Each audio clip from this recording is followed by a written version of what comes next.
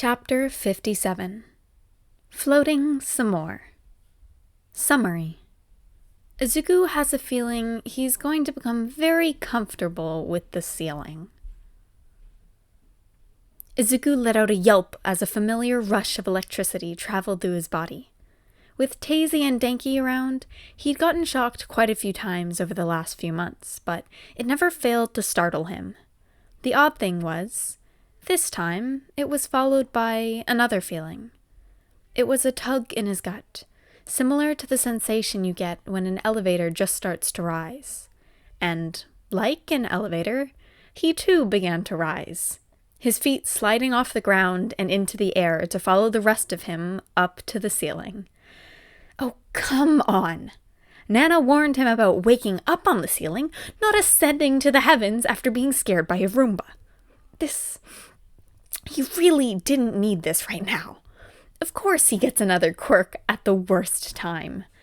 Well, actually, if he'd gotten it any sooner, he probably would have literally ascended into the heavens, given they'd been sleeping outside. But still, they're already adjusting to a new situation, but now another thing has been thrown into the mix. Izuku still doesn't feel completely comfortable on the ship. The closed-in space keeps bringing a part of his mind back to the trafficker ship. It's not too bad, and he's sure it'll fade with time, but it still leaves him on edge. Then there's also the fact that they are completely on their own out in space.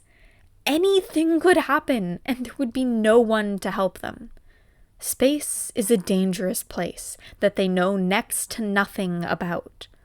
Then there's also the fact that they need to find a way to make money while getting home. Their savings will only last for so long, so they've got to figure out something sooner rather than later. And then there's also the fact that his father is all for one, which makes him want to scream, because, come on! So add an entirely new quirk on top of that he doesn't know how to control, and doesn't have the space to practice without risking brain damage? Again, come on! But he is currently on a ceiling, and there's nothing he can do about most of those things. Getting used to the ship will take time. They've been doing okay so far, and they'll learn to adapt to this too. The info about his father still needs more time to sink in, and he doesn't have room to practice a brand new quirk without disaster. The only thing he could maybe tackle was the money issue, except they all know barely anything about space.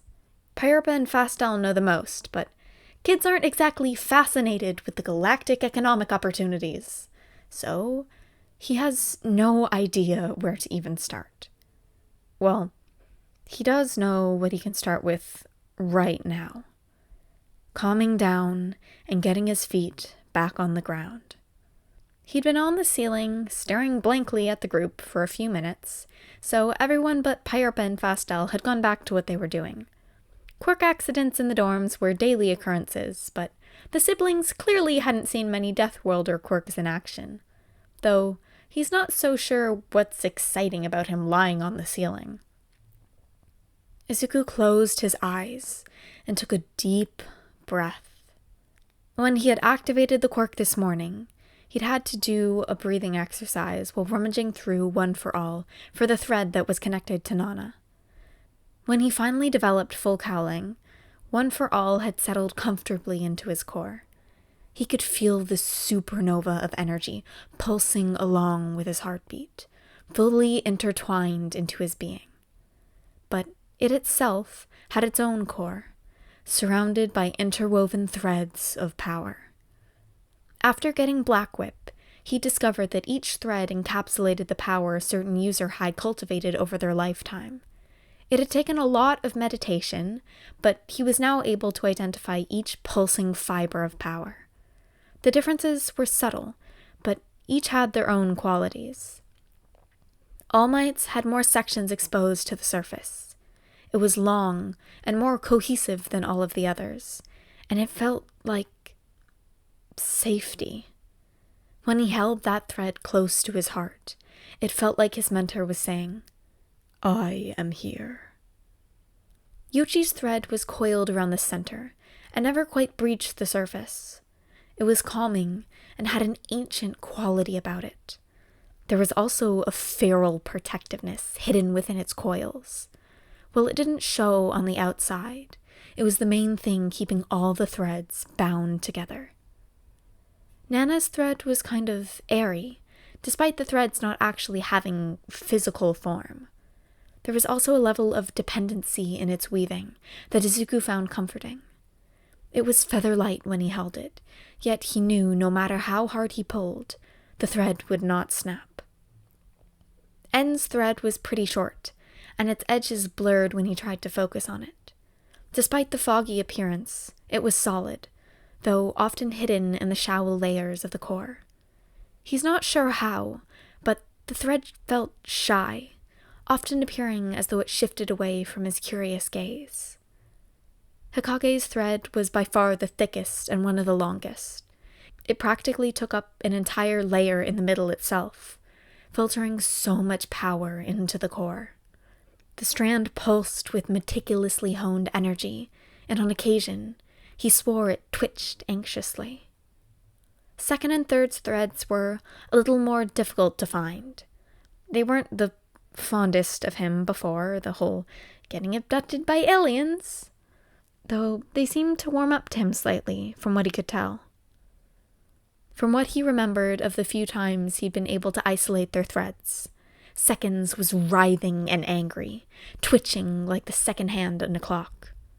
Third seemed to jolt out of his grasp and slither around the core, strong and uncomfortably warm. Banjo's thread wasn't very long, but it was full of emotion. It reminded Izuku of Black Whip in that way, which was actually how Izuku found it in the first place. When he was meditating, trying to get a better hold of the new quirk to prevent a repeat of what happened with One for All, he had been expecting the pulsating core for differences.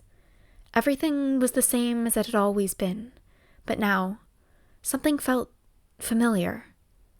It was like a note that had always been humming in the background, but now Izuku could pick it out from the melody. And this time, when he held Banjo's thread, he could feel a glimmering center within. The power had eventually settled in his body, much like One for All. But if he was ever having trouble calling it, he could go through the core to find it without fail. And when he looked into the core that morning and felt for Nana's familiar, airy thread, he heard it. Delicately, he'd separated a loop from the others and held it close. Just like before, it was like a note that he'd never been able to isolate from the melody was finally revealing itself. So once again, he dipped into the ocean of power he held and swam to the center. Once he had Nana's thread fished out, he listened for the note. It only took him a few moments for him to latch onto it, chiming like bells in the wind. He'd focused on the power from the thread's core and followed its invisible path through his body and to his feet. From what he could tell, float mainly manifested in a repulsive force released from the feet, which definitely made him hopeful that it would work in 0G. Carefully, he put a mental clamp on the flow of power, slowly decreasing the output so he didn't fall on his face again. Going through the core manually was always more time-consuming, and it took a lot of focus, but until he could practice safely to get a grip on the power, it would have to do. He let out a sigh of relief when his feet touched the ground. He'd done what he could for now, and he'd figure out the rest later. Overall, their second day on the ship was pretty good. Then it was the next day of basically the same thing, including the green chandelier. Then the next. Then the next. Eventually, an entire week had passed aboard the ship, which seems like a good thing. They're getting closer to home every day. Getting there as fast as possible was the whole reason they were spending day after day on the ship. Day after day. In a tiny box. without anything to do. Yeah, they were going a little stir crazy.